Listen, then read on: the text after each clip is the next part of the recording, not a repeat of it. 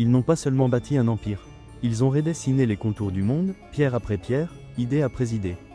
Pendant plus de 1000 ans, Rome a imposé sa vision, non pas uniquement par la force des armes, mais par une intelligence structurelle qui a traversé les âges. Routes, lois, aqueducs, béton, urbanisme, architecture, organisation militaire. Autant de créations qui ne relèvent pas du passé, mais qui continuent de modeler notre présent. Chaque voie pavée, chaque colonne dressée, chaque règle gravée dans la pierre portait en elle une ambition, celle de créer un ordre stable, cohérent et durable. Rome ne cherchait pas seulement à conquérir, elle voulait organiser, relier, pérenniser. Derrière les légions et les forums, il y avait une idée puissante, celle d'un monde où la technique servait la civilisation, où l'ingéniosité devenait outil de cohésion. Dans cet épisode de Rome décrypté, nous plongeons au cœur de ces innovations romaines, celles qui ont traversé les siècles, influencé nos villes, nos institutions, nos systèmes juridiques, et parfois même nos façons de penser.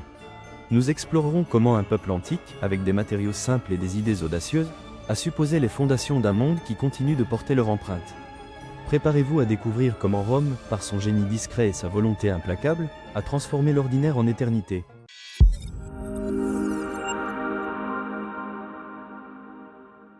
L'Empire romain ne s'est pas contenté de conquérir des territoires, il a transformé le monde par ses idées. Derrière les légions et les forums se cachait une intelligence technique et sociale qui continue d'influencer notre quotidien. Parmi les nombreuses avancées romaines, certaines brillent encore par leur audace et leur efficacité. L'une des plus remarquables fut sans doute le béton romain, fruit d'un mélange ingénieux de cendres volcaniques, chaux vives, eau, neige et fragments végétaux. Ce cocktail déclenchait une réaction chimique capable de produire un matériau solide, même sous l'eau, une révolution pour l'architecture antique. Utilisé pendant près de 3 siècles, ce béton permit aux Romains de bâtir des structures monumentales à moindre coût, plus rapidement que le marbre ou le bois. Grâce à lui, des chefs-d'œuvre comme le Colisée, le Panthéon ou le pont du Gard virent le jour, posant les fondations d'une infrastructure impériale sans précédent. Mais l'innovation romaine ne s'arrêtait pas aux pierres. Au IIIe siècle, Céspius d'Alexandrie inventa l'hydrolyse, premier instrument à clavier de l'histoire. Alimenté par la pression de l'eau, il produisait des sons en dirigeant l'air dans des tuyaux, modulés par des touches manuelles. Joué dans les arènes et les cérémonies, l'hydrolyse fut perfectionnée au fil des siècles. Les Romains y ajoutèrent des sacs en cuir gonflé, puis des soufflets mécaniques, anticipant les orgues modernes. Ce mariage entre art et ingénierie illustre la capacité romaine à sublimer la technique. Autre prouesse, le cursus publicus, réseau postal impérial mis en place par Auguste au 1er siècle. Ce système reposait sur des milliers de stations, appelées mansiones, réparties le long des routes principales. Chaque relais offrait des montures fraîches, des vivres, des chariots et des hébergements pour les messagers officiels. Grâce à ce réseau, les nouvelles circulaient rapidement entre Rome et ses provinces, renforçant la cohésion de l'Empire. L'accès à ce service était strictement encadré. Seuls les fonctionnaires et les militaires pouvaient l'utiliser, munis d'un diplomata, document attestant de leur droit à mobiliser les ressources du système. Cette rigueur permit au cursus publicus de rester actif jusqu'au VIe siècle, bien après la chute de l'Empire romain d'Occident. L'ingéniosité romaine ne se limitait pas à la conquête ou à la politique. Elle s'exprimait dans des systèmes qui, encore aujourd'hui, inspirent nos infrastructures modernes. Le cursus publicus, par exemple, était bien plus qu'un réseau de messagers. C'était le cœur battant de la communication impériale. Grâce à lui, les nouvelles circulaient à travers des milliers de kilomètres, reliant les provinces les plus éloignées à la capitale. Ce système préfigure nos services postaux, preuve que Rome savait tisser des liens durables. Parmi les merveilles les plus impressionnantes, les aqueducs se dressaient comme des ponts entre la nature et la ville. Ces arches élégantes transportaient l'eau depuis des sources lointaines jusqu'aux cités animées, alimentant bains publics, fontaines, latrines et même certaines demeures privées. Le pont du Gard, encore debout en France, a servi Nîmes pendant plus de 5 siècles, acheminant chaque jour des millions de litres d'eau sur près de 50 km. Ce flux constant, guidé par la gravité et maintenu par des pentes minutieusement calculées, témoignait d'un savoir-faire technique hors du commun. L'eau, une fois arrivée, ne se perdait pas dans les rues. Les Romains avaient conçu un système de drainage et de plomberie qui évacuait les eaux usées vers des cours d'eau plus larges. Les rues restaient propres, les maladies reculaient et la ville respirait mieux. Le réseau Cloaca Maxima, toujours en activité à Rome, incarne cette longévité. Leur béton rapide, leur maçonnerie précise et leur conduite d'eau formaient un ensemble cohérent, pensé pour durer. Pour compter, organiser, commercer, les Romains ont développé un système de numération basé sur des lettres latines.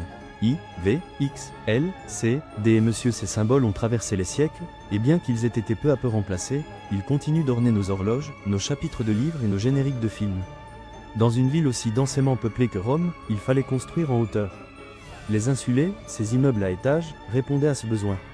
Commerce en bas, logement au-dessus, ces structures reflétaient une urbanisation précoce. Mais elles n'étaient pas sans risque. Les incendies et les effondrements inquiétaient, poussant l'empereur Néron à imposer des mesures de sécurité. Des mélanges d'huile et de sable étaient utilisés pour étouffer les flammes, tandis que des canaux servaient de barrière à l'oxygène. Une forme primitive mais ingénieuse d'extincteur. Rome fut aussi pionnière dans la diffusion de l'information. L'Acta Senatus, puis l'Acta Diurna, était affiché dans les lieux publics et informait les citoyens des décisions politiques, des victoires militaires, des scandales et des événements marquants. Une première ébauche du journal quotidien qui rapprochait le peuple du pouvoir. Le verre, découvert par les Phéniciens, fut perfectionné par les Romains. Dès le 1er siècle, ils commencèrent à intégrer des panneaux de verre dans les habitations aisées. Bien que les techniques exactes restent mystérieuses, certains textes évoquent même un verre flexible, aujourd'hui perdu. À une époque où les fenêtres n'étaient que des ouvertures dans les murs, cette innovation changeait la manière dont la lumière entrait dans les foyers.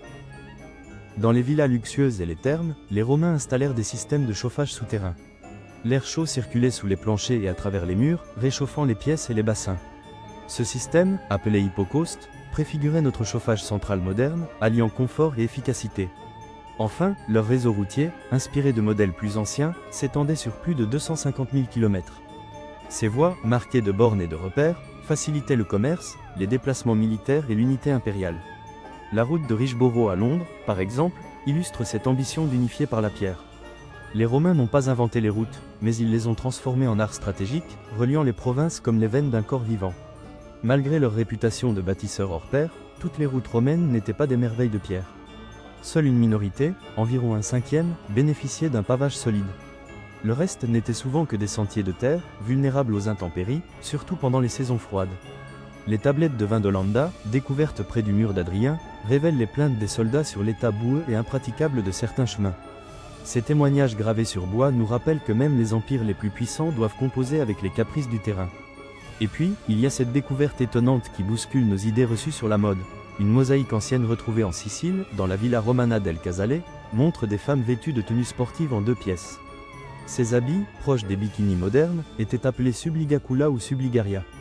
Ils consistaient en une bande de tissu nouée autour du torse et une autre couvrant les hanches, parfois portée sous des vêtements plus amples.